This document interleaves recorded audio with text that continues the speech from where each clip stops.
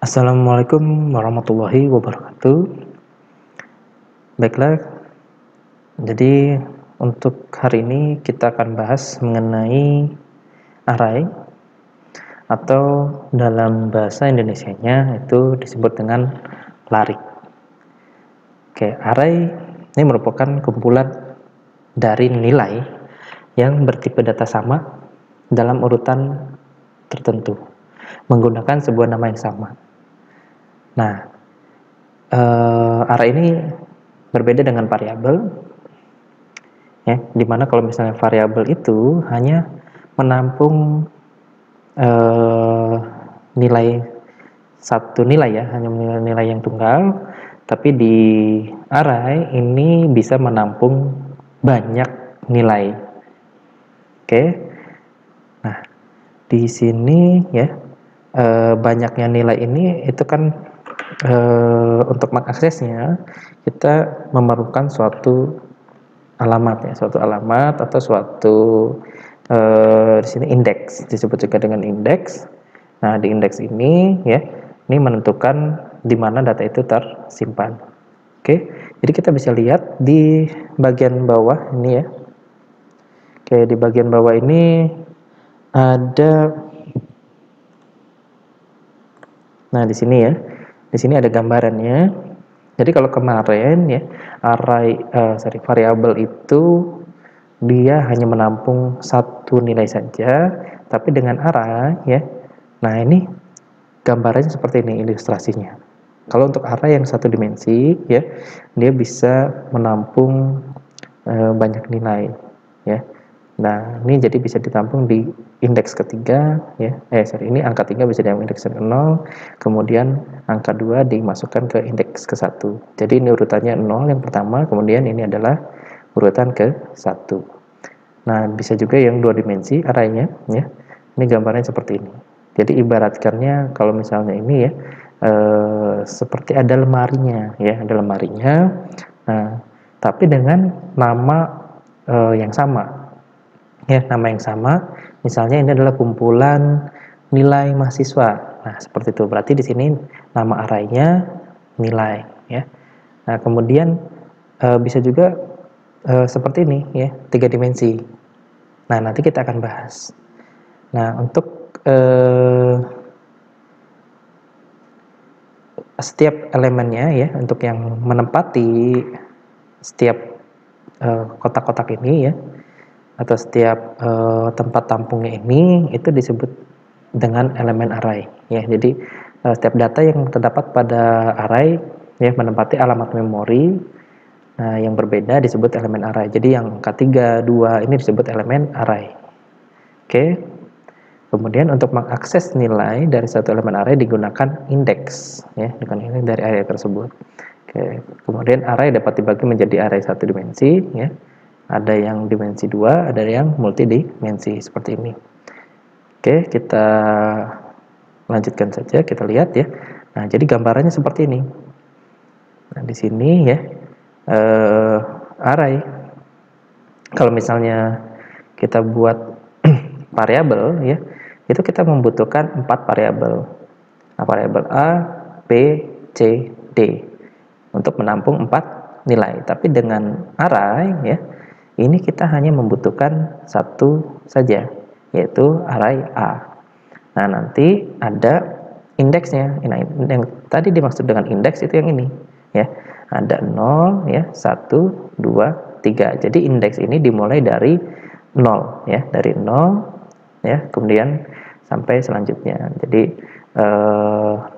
tidak perlu menggunakan 4 variabel ya, 4 variabel. Jadi dengan array hanya satu saja. Ya, dengan tipe datanya yang sama. Nah, sekarang bagaimana cara mendeklarasikan array ini? Jadi di sini untuk membuat array ya, di programnya kita buat dengan cara seperti ini ya. Tuliskan tipe datanya int, kemudian buka kurung yang siku ya. Oke, tutup kurung. Kemudian di sini ini nama arraynya A kecil ya. Kemudian sama dengan new int. Nah, 5 ini adalah kapasitasnya ya. Jadi ini adalah kapasitasnya. Nah, jadi kalau kita baca ya, array dengan nama A ya, dan tipe datanya integer, yaitu angka, kapasitasnya ada 5 ya, kapasitas atau daya tampungnya. Nah, dengan kapasitas 5 ini dia memiliki ruang sebagai berikut ya. Jadi ada A0, A1, A2, A3 dan A4. Nah, ini totalnya ada 5 data ya yang bisa kita masukkan. Oke, jadi kalian bayangkannya ya, kalau array ini ya seperti ini ya, misalnya lemari yang ada di meja itu ya, kan horizontal seperti itu. Nah, kalau yang 2 dimensi itu ibaratnya lemari baju, ya kan, dia bisa menampung banyak nilai ya, dari ada baris dan ada kolomnya. Nah, kalau yang 1 dimensi, ya kan, nah ini seperti ini. Oke. Nah, sekarang kalau misalnya saya buat tipe data string ya, array dengan tipe data string, namanya B, kemudian di sini kapasitasnya 7, maka ya, maka di sini indeksnya ya itu dibuat dari 0 sampai 6 ya. 0 sampai 6. Jadi kalau misalnya tadi 5 itu 0 sampai 4 ya. Jadi tinggal dikurangi 1 saja. Jadi di sini ada indeks 0 sampai indeks ke 6. Oke, saya akan coba membuat suatu array ya, dan saya akan coba mendeklarasikan kemudian menginputkan nilai ke dalam array tersebut. Oke, kita buka di sini .NET ya. Oke, ini kita hapus. Jadi kita deklarasikan ya. Cara membuatnya tadi adalah kita membuat tipe datanya dulu, kemudian ya buka kurung tutup kurung yang siku. Kemudian di sini kita buat nama variabelnya A ya. Untuk penamaannya itu mirip dengan nama variabel, jadi tidak boleh dimulai dengan angka, tidak boleh ada spasi. Oke, sama dengan new di sini new in 5. Oke, seperti ini. Kemudian untuk memasukkan datanya, di sini kita buat A0 ya. Jadi kita bisa langsung akses seperti ini, sama dengan misalnya 10.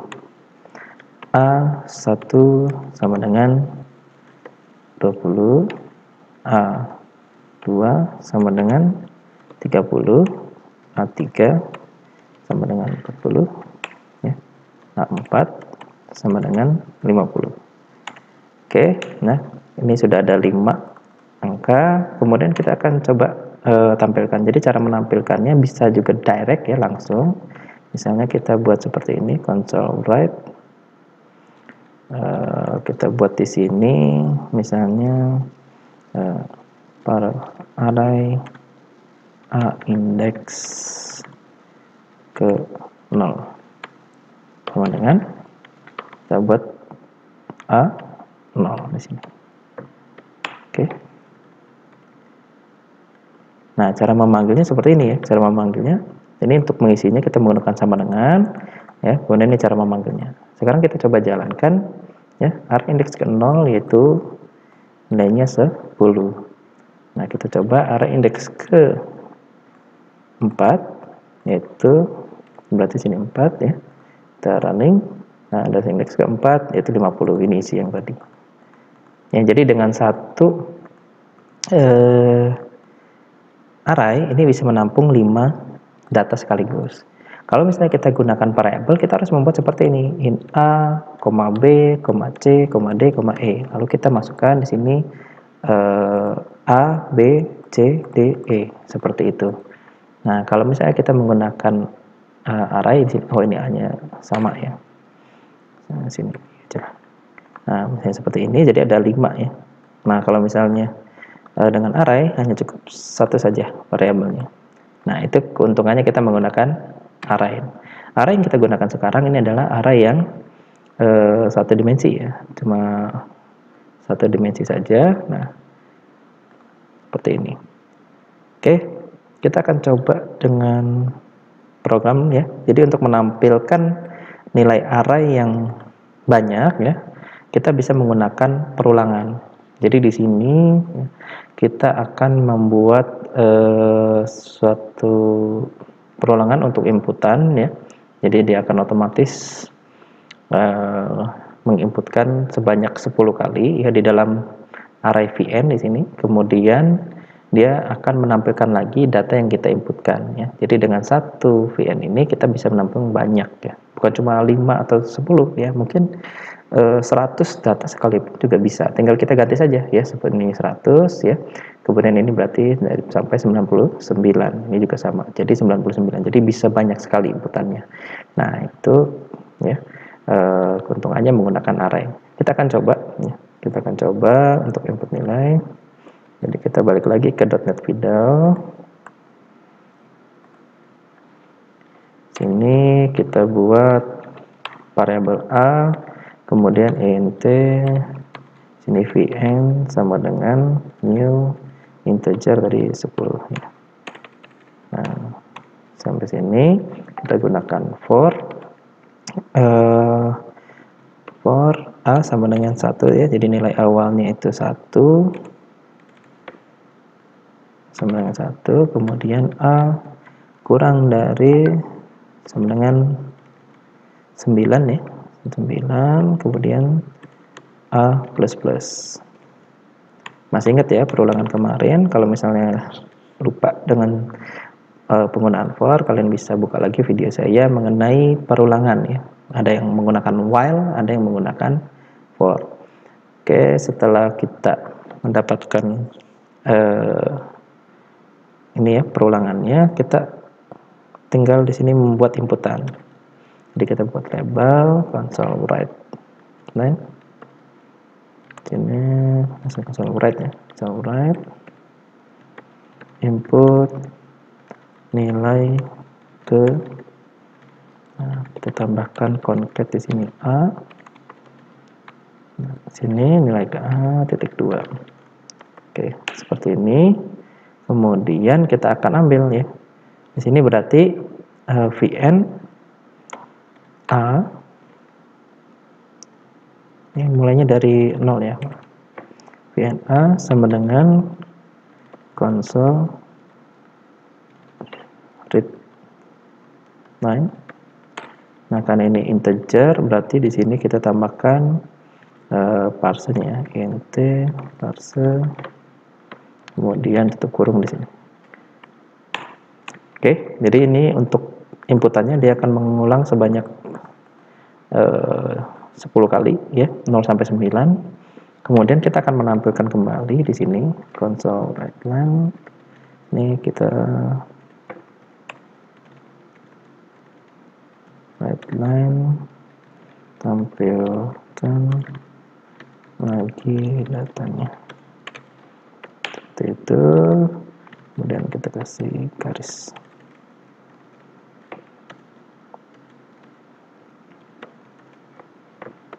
Oke, nah sampai sini ya kita akan menampilkan kembali data yang ini ya. Jadi kita akan tampilkan kembali menggunakan for lagi. A sama dengan 0, A kurang dari sama dengan 9, A++. Ya, di sini kita buat console write line dan nilai ke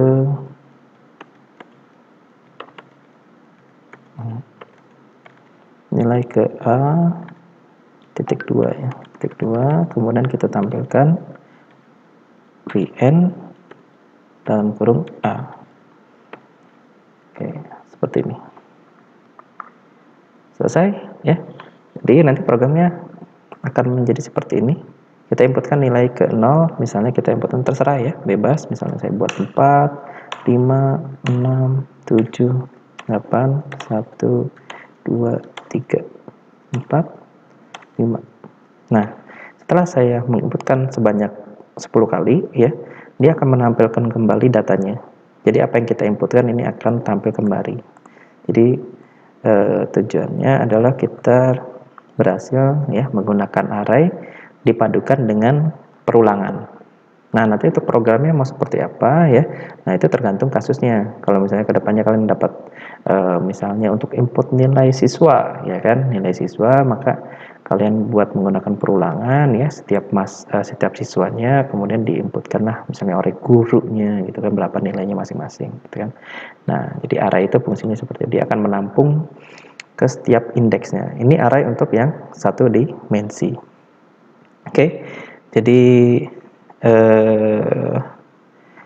kalau misalnya kita buat variabel ya untuk Vn ini ya kan ada 10, itu akan banyak ya, ada Vn 1, Vn 2, Vn 3, itu juga menjadi banyak variabelnya, tapi dengan ini hanya sekali saja dideklarasi ya kan, itu bisa menampung banyak data. Oke, ini untuk yang satu dimensi ya. Nah, sekarang di sini ada sedikit latihan, tapi kita akan kerjakan saja ya. Jadi di sini kita akan menjumlahkan nilainya. Kita akan membuat rata-rata nilainya. Ya kan, jadi dari nilai yang diinputkan ya dari program ini kita akan menjumlahkan seluruh nilainya. Jadi seperti fungsi sum yang ada di Excel ya, atau rata-rata ya. Ini fungsi average yang ada di Excel. Nah, caranya di sini kita membutuhkan satu variabel lagi ya. Di sini kita buat variabel yaitu int, misalnya jumlah jml ya, saya singkat. Nah, kemudian satu lagi rata aja lah, saya buat itu ya. Oke, kemudian yang untuk jumlah ini ya, ini bisa kita tambahkan di sini. Jadi untuk jumlah ya, kita buat di sini jml ya kan, tambah sama dengan jml tambah dengan vn a-nya. Oke, kita buat sini jml-nya yang pertama itu 0 ya, jml sama dengan 0. Kemudian di sini jml tambah vna. Artinya dia akan menambahkan diri dia sendiri ya pada saat perulangan ini berlangsung. Yang tadinya 0 ya, misalnya kita masukkan angka di inputannya, nah dia akan mengakumulasikan semuanya. Kemudian kita akan tampilkan di bawahnya. Jadi setelah for ya, baru kita tampilkan console write line jumlah titik 2, kita buat sini jml. Oke, kita coba, kita jalankan. Input nilai ke 0, kita buat di sini nilai yang sama saja ya. Misalnya angka 5 aja sebanyak 10 kali. Kalau dijumlahkan semuanya kan harusnya 50. Saya salah klik. Ini nggak boleh kosong ya, karena kan yang harus diinputkan angka. Oke, 5. Kita buat 5 lagi. 5. Oke, terus sampai ke 9. Oke, ini datanya ya, tambahkan datanya lagi 5 semua dan jumlahnya sekarang menjadi 50. Nah, itu untuk jumlah, caranya seperti ini ya kan. Nah, ini nggak apa-apa ya, ini kadang internetnya aja yang agak ini ya, jadi belum terproses, tapi programnya tetap berjalan. Oke, kemudian di sini kita buat satu lagi yaitu rata ya. Rata itu 0 ya. Kemudian kalau rata-rata ini kan itu jumlah rata sama dengan jumlahnya ya dibagi dengan 10 ya. Oke, kemudian kita tinggal tampilkan saja rata. Oke, 10 karena ada 10 datanya. Kita coba inputkan di sini misalnya 5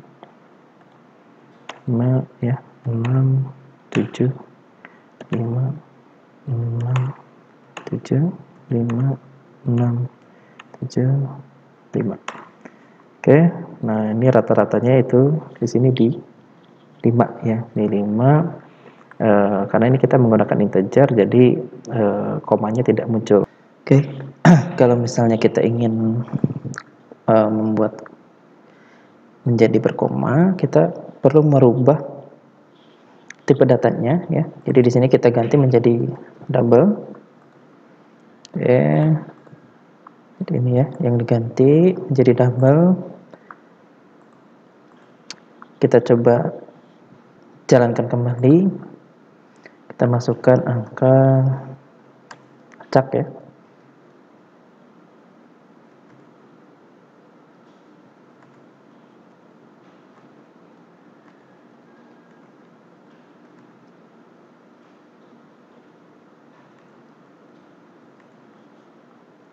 Oke, nah ini jadi 49, untuk rata-ratanya yaitu 4,9. Nah ini cara mencari jumlah dan rata-ratanya. Nah kalau misalnya tadi menjumlahkannya itu di dalam perulangan ya, ini jumlah sama dengan jumlah ditambah dengan setiap datanya, kemudian di rata-ratanya di luar perulangan ya, kita bagi dengan 10.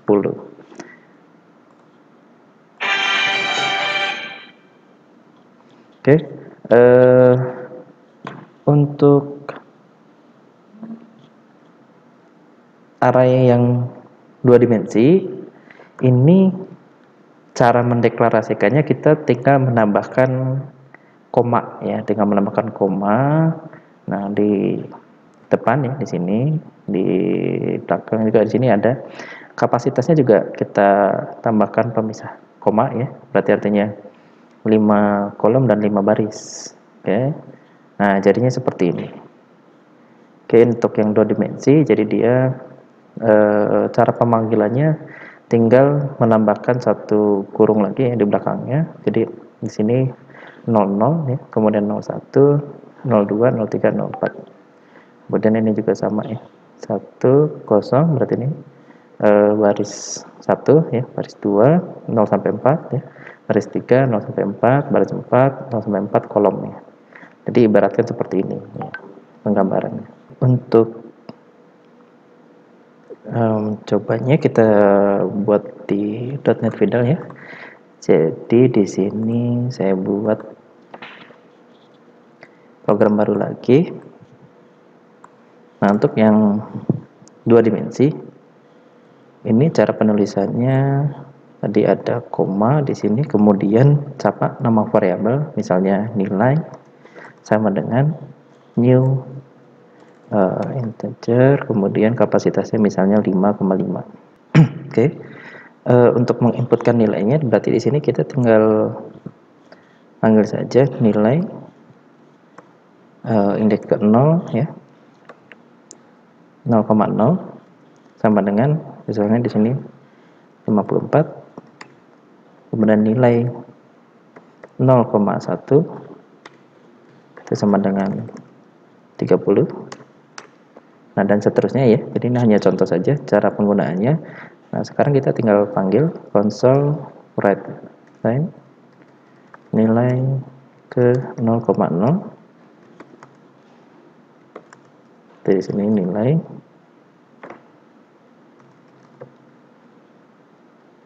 0,0 seperti ini. Oke, kita coba jalankan ya. Ini menghasilkan 54 data ini, kemudian bisa 0,1 ya. Kita panggil juga. Nah, 54 dan 30. Jadi cara penggunaannya seperti ini. Untuk mengisi datanya ini untuk mengambil datanya. Ya, mengisi datanya menggunakan sama dengan, kemudian nilai yang diisi itu berapa. Kemudian untuk menampilkannya tinggal panggil saja ya, tanpa sama dengan. Jadi kita bisa menggunakan concat di sini antara string ya dengan nilai yang kita isi tadi. Oke. Nah, sini sekarang kita akan coba bereksperimen ya. Kita buat di sini nilai karena kapasitas 5 kita buat 6,6 misalnya seperti ini.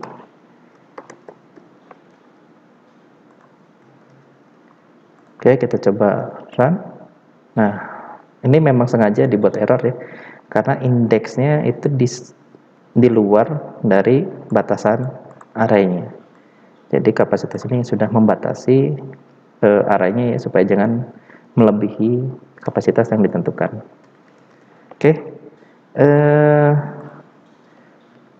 Nah, untuk latihannya coba kalian membuat program yang seperti ini ya. Ini tidak perlu dikumpul, jadi kalian coba saja latihan ya, membuat inputan seperti program yang tadi menggunakan perulangan, kemudian menampilkannya menjadi sebuah metrik. Oke. Kalau begitu ya, untuk pertemuan kali ini saya rasa cukup. Terima kasih ya. Wassalamualaikum warahmatullahi wabarakatuh.